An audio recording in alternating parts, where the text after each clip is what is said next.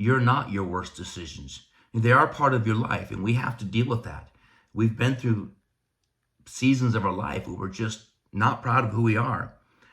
But the foundation for me is that when I was looking to try to figure out who I am, I had to come to a place of really going deep in my identity and where my identity came from. And that really came from an understanding of my relationship with God. Out of my identity came my authority. And by that, I believe I was called to get back up. I believe I was called to do more. I believe I was called to use my pain.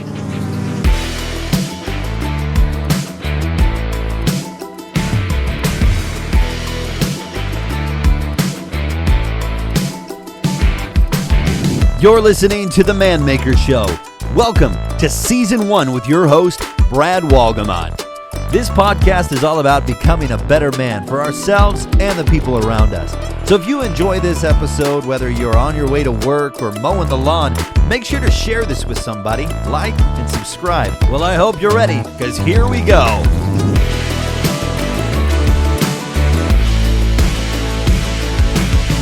Hello, and welcome to episode 10.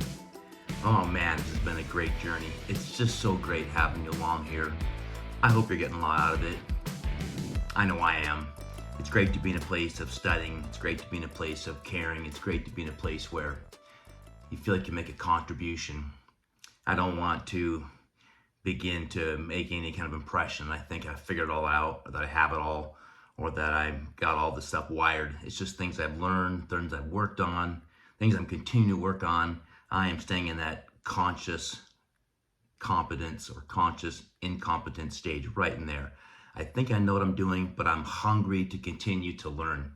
So welcome here. I wanted to say thank you to all of you that are watching and listening and enjoying, whether you're on Spotify or Apple or Amazon or YouTube or Facebook or Instagram or TikTok or wherever you happen to be.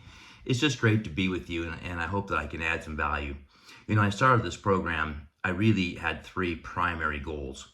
And I want to share those with you today. And then I got a couple things to wrap up with you. And I'll try to be brief. As usual, I'll try to keep it around 20 minutes.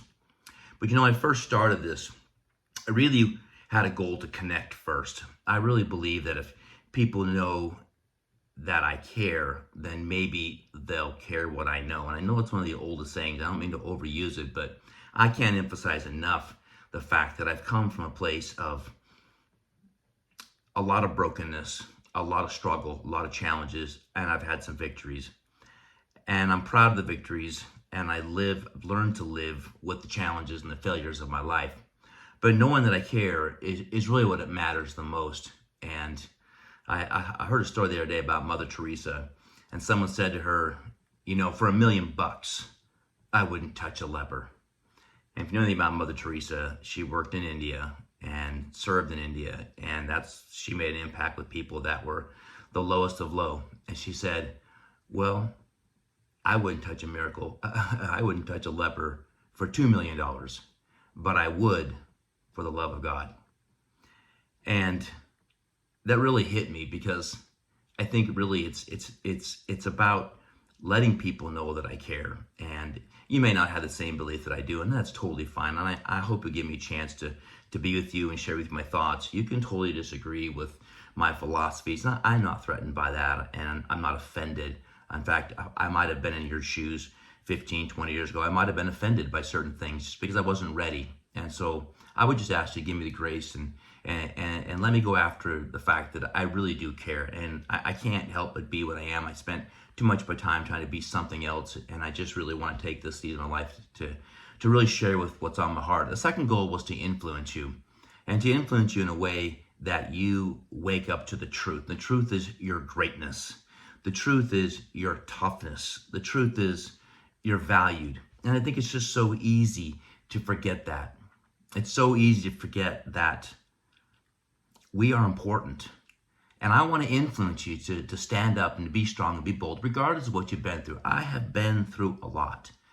And I have been to the bottom, I think. I don't know, maybe there's a deeper place I could have gotten to, but it really put me in a place where I really want to connect with those of you that have maybe been through a tough season. Those of you that have struggled and challenged and tried to get back up. And that's really what I'm trying to do here is to influence you, to remind yourself, to start the place of greatness. Start with the place of that you're valuable, to understand that you're tougher than you think you are. I can remember when I was living in the woods, and I just had some really painful days. Prior to getting evicted from my home, I can remember in the tragic season of my divorce, the tragic season of the train wreck that I'd caused in my life. And I was really in a weird place. And I can remember I couldn't find my wallet. I was looking everywhere for it, and I didn't understand it.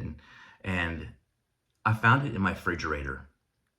And it just hit me like a ton of bricks. Like, I have lost my mind. And I just wept. I couldn't believe that my life had come from where it was years before to where it had gotten to at that point. But it was one of those things where I realized I've got to figure some things. I needed to find me. I needed to get to a place where there was more to my life. I can remember one time when I was sulking and, I don't know how I would describe it, but just really feeling pretty miserable about myself. And I felt like I had lost everything. And I remember this quiet voice coming across me, and it said, "You've lost nothing." And what's interesting is, that's really a true statement, because what I was focused on at the time was the loss of my home, the loss of my recognition, the loss of my business, the loss of my family, the loss of the respect of those that I respected the most, the impact it had on my kids. And that was just a struggle. And I realized that I needed to find me, because I'd lost myself. I think I'd become, I hate to say this, but I think I'd become a yes man. And I don't know if you can relate to that, but I felt like I was spending most of my time trying to impress those around me. I was spending most of my time trying to make them happy. And I was a yes man to a lot of people in my life. I was a yes man to my own lusts, my own desires, my own self-image issues. And I let those rule me. And if you're in that place in your life, well, then maybe you can relate to this, that you kind of just don't know who you are, because what you've done is such a train wreck, a collision of what you believe you are. And that's a tough one to come with. So really what I'm trying to do with you is to walk you through this, how I got back up, and hopefully encourage you to get back up, that you're not your worst decisions. They are part of your life, and we have to deal with that. We've been through seasons of our life where we're just not proud of who we are. But the foundation for me is that when I was looking to try to figure out who I am, I had to come to a place of really going deep in my identity and where my identity came from. And that really came from an understanding of my relationship with God. And, for most of my life, I denied that. For most of my life, I played with that. Most of my life, I had pretended that. I just didn't really understand it, because I really felt like I was a double standard. I was living a lie.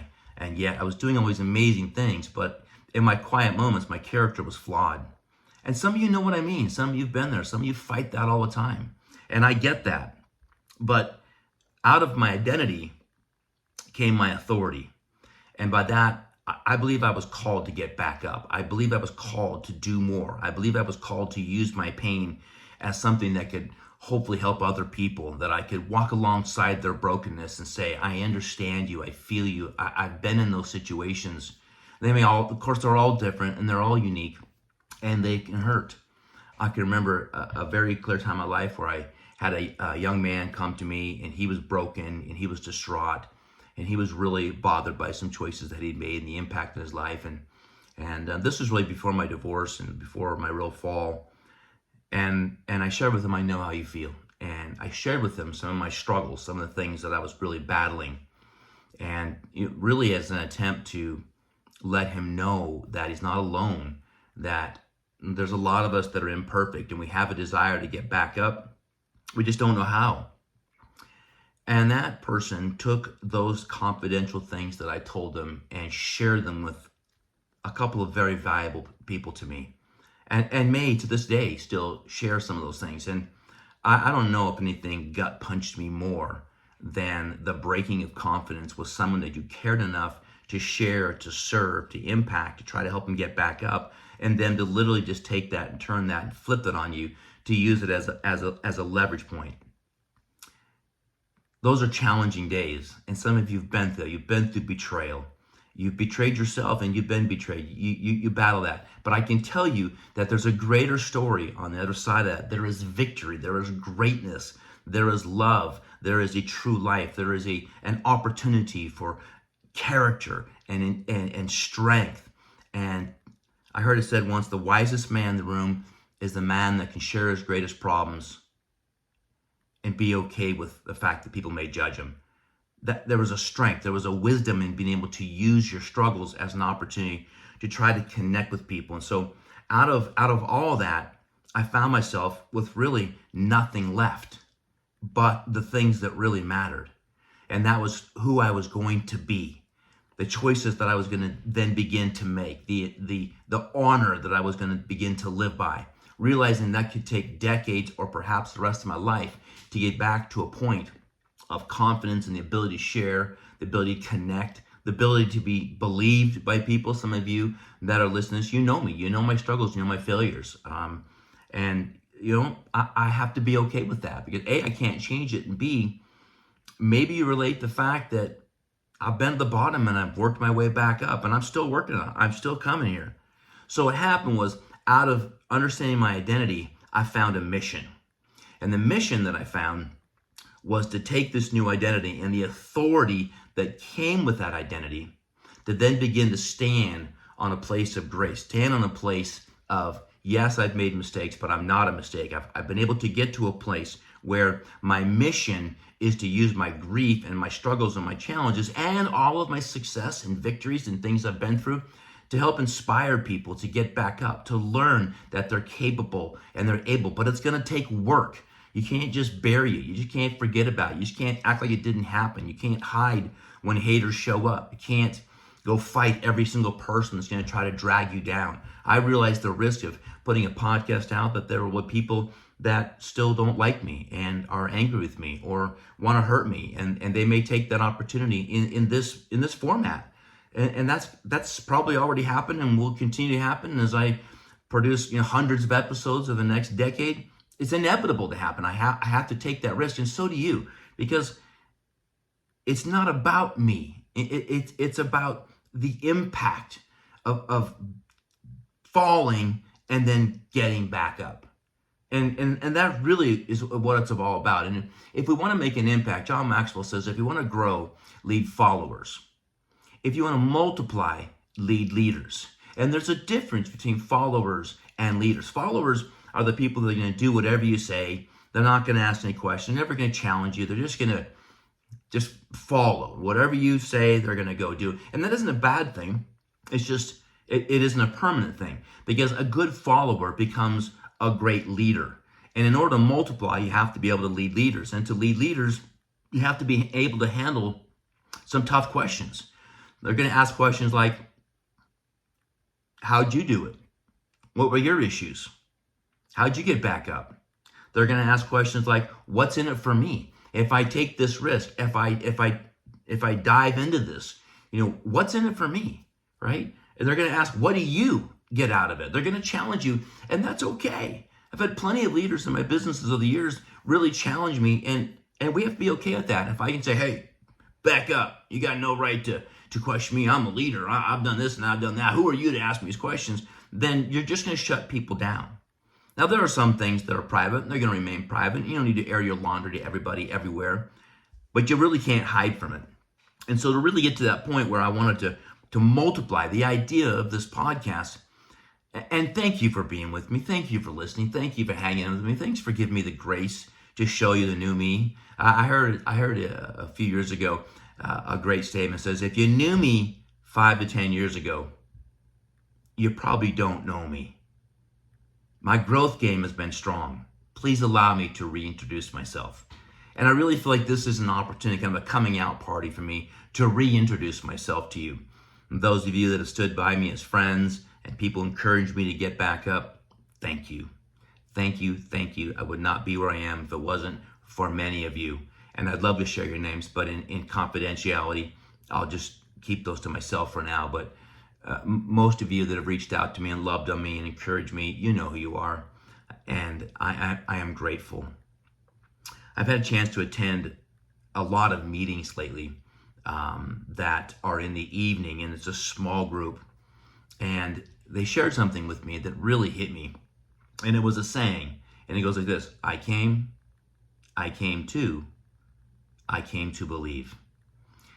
And it hit me because I love little rhymes like that. But basically what it means is, when I say I came to learn. I came to sit at the feet of God to help me understand grace, to help me understand love, to help me understand the adversary who's coming at me. I came to advance myself. I'm surrounded by books and audios of things that I've studied for years and continue to read. I've got a bullpen of books above my desk here that are next to be read. I showed up. And I believe that it's like having hope. Hope in that if you apply yourself, if you study, if you show up, you're gonna get better. I think it was Brett Favre said when someone asked him what was his key to greatness, and he says, I showed up. I came, I was there. And as a result of being there, then I reach a level of consciousness, and that's where I came to. I came to what, right? That's the whole idea. I came to. It's like, you ever been knocked out and you came to? You know, I have not been knocked out, but I know lots of people that have. And coming to is kind of like you go, whoa, where am I? How'd I get here? And it's a new state of consciousness. You wake up out of this nightmare or this dream or this false set of realities, and you come to. And you come to a place where you begin to understand, and you can move in that third stage where it said, I came to believe. And that's really what I'm about with you. You show up, I came to believe. I came to believe in myself. I came to believe in the process.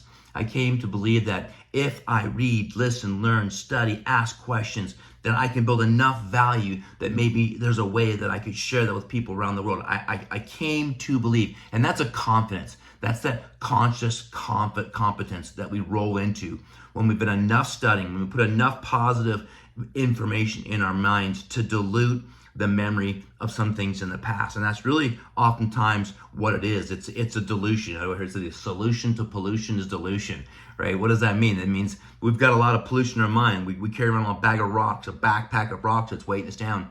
And, we need to dump those rocks. But at the same time, sometimes we can't because they're just in our head, and we continue to remember, we continue to fight them. But we come to believe after enough process, enough work, enough study, enough time. And that's what I'm challenging you guys to do, is to get into books, get into audios, watch as much as you can, put as much positive stuff into this training of yours, this think tank that processes to a point where you're no longer processing your failures, you're processing your promise. You're living a life of restoration, right? You're living a life of a strong desire to build off that silver lining of that incredible situation and challenge. I had a chance to talk to my buddy Jordan the other day. He lives out in New York, and he treated me to a New York Yankees game a little while back, and we sat like third, fourth, fifth row and watched the Yankees play, and it was just a dream come true. And he shared something with me. He goes, he just had his first baby, and he said, I knew that I need to grow. I knew that I need to change. So he got into jiu-jitsu, and he says, I was not ready. I was scared. I was unprepared. But what started was I had this desire to change my body, to change my mind, and he felt that jiu-jitsu would be something that could radically impact him. At the same time, it's something he could share with his son and teach him how to defend himself and how to handle himself. I wrestled for a few years in school, and those skills still sit with me today to be able to handle certain things. And as a man, that's important. I was talking to a wrestling coach the other day, and he said, the great difference today, because now girls wrestle and boys wrestle, which I'm totally fine with that. But he says the difference between the boys is that when the boys fail, they cry, they get upset. If they're tired, they oftentimes quit. If they go through some injuries or struggles, they can't practice. They find themselves to be very mentally, physically weak because they haven't been taught these fundamentals of what it takes to win, and that is to go through failure, struggle, challenge, pain, etc. He said the girls, very interesting enough, when they fail, they might cry for a second, but they lock their jaw. There's something about women, young ladies today, that they have a determination to prove themselves. And maybe that's the coming out of women, right, that have been perhaps portrayed as being inferior or not able to make the impact of men, which we know is not true, because there's lots and lots of amazingly successful, brilliant, wonderful, world-shaping women in the world. We know that. But I'm sure if we look at history, we'd say a lot of male stories and a few female stories. But what's happened is these women have, these young ladies that are teenagers, right? They're in high school, that they've just gotten to a point where, like, I am going to be gritty. I am going to be tough. And I find that incredibly exciting, and I find it very depressing and sad that boys give up so easy. And I just think it's because they got a mixed message. I got to be in touch with my femininity. I got to be softer and kinder, and I got to think things out more, and I got to be connected to all this. And not that those are bad things, but what I want you to connect to is the power of struggle, the power of failure, the humility, which is one of the more difficult things to ever achieve in your life, is true humility, true understanding that you're really just a vessel, that ideas and things can be sowed into, that you can then fertilize and grow and bear fruit and make great impact in people's lives. And so I hope that these stories will help you get there. A good friend of mine I've known for 40 years, now traveling the world. It takes 6 months, and he's all over the world, and he's in India and off to Africa and Asia, and he's 6 months a year. He went to the Panama Canal, and amazing life. And he's recently visited the home of Gandhi, and he's reading the history of this man and where he was murdered in his home over a squabble with a lawyer. And he's totally committed to developing a program. I'm so proud of this guy. I think he said he's 61 or 62 years old, committed to building a program to teach people how to win. At 62, he's revitalized about making an impact, people. And Mike, if you're hearing this, I am so proud of you and what you're doing. And I'm proud to stand with you and by you and be a leg on your table, somehow helping you become great. Because that's really what this boils down to. We've all been through things. The 3 stages of belief: you come to believe. Show up, be led, wake up, and then begin to believe in yourself that everything works together for the greater good. That if we stay dedicated, and as a man, you've got to be willing to go through this. Because the final stage, the third goal, is to turn you into an influencer, a man maker. This is the Man Maker Show, to help you become a man. But my goal is not just to lead followers. I want to lead influencers, leaders. I want you to become a man maker. I want you to take this message and share it. I want you to take it to people and shout it from the mountaintop. Bring them to the podcast or share it yourself. I don't care. This isn't my content. This is things I've learned and stole from books and audios and great men all of my life. Take the time to become a man maker. Let that be one of the burning goals of your life, to become an influencer, a mentor, a man. The man that someone calls when the fit hits the shan and they don't know what to do and they're struggling and they want to get back up, they just don't know how. Become that person. Don't let your failure be your identity. Let the promise of growth and change and excellence and honor and strength become your identity. You're a good man. I don't even know you, but I know your heart. I know who made you, and he made you good. And there's a lot to do with your life. And I can't wait to hear the stories as we share them over the next decade on the Man Maker Show. The changes, the breakthroughs, the overcomings, the story. We're going to share it if you allow me. Thanks for being my friend. Thanks for being part of it. Be a man maker. Stay with us. Let's keep going. We got greatness ahead of us. All right, Man Maker out.